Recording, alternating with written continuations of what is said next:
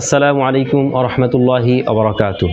প্রিয় দর্শক শ্রোতা, বর্তমান চট্টগ্রামের বিভিন্ন স্থানে অসংখ্য মানুষ গৃহহারা হয়ে পড়েছে, আশ্রয়হীন হয়ে পড়েছে, সহায় সম্বল সব কিছু হারিয়ে তারা একটি দুর্বিষহ পরিস্থিতিতে পড়ে গিয়েছে।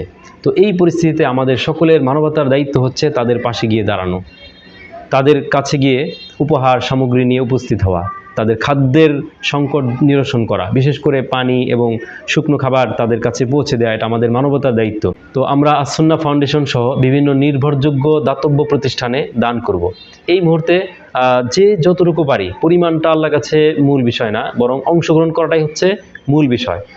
আমি 10 টাকা দিয়ে সাহায্য করতে পারি, এর অর্থই না, দান করার অর্থই না যে 10,000 টাকা, 5,000 টাকা, হাজার হাজার টাকা দান করতে হবে, এমন ব্যাপারটা না।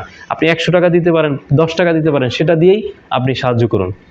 আর যারা আমরা আর্থিকভাবে সাহায্য করতে পারবো না, তার অন্তপক্ষে 2 রাকাত নামাজ পড়ে চোখের পানি ফেলে আল্লাহর কাছে তাদের জন্য আমরা তো দোয়া করতে পারি। আর এই মুহূর্তে যারা খেলা দেখার নেশায় উন্মাদনায় পড়ে আছে, তাদেরকে আর কি বলবো, তাদের কাছে এই প্রশ্ন রেখে দিই, আপনি আপনার বিবেককে জিজ্ঞেস করুন।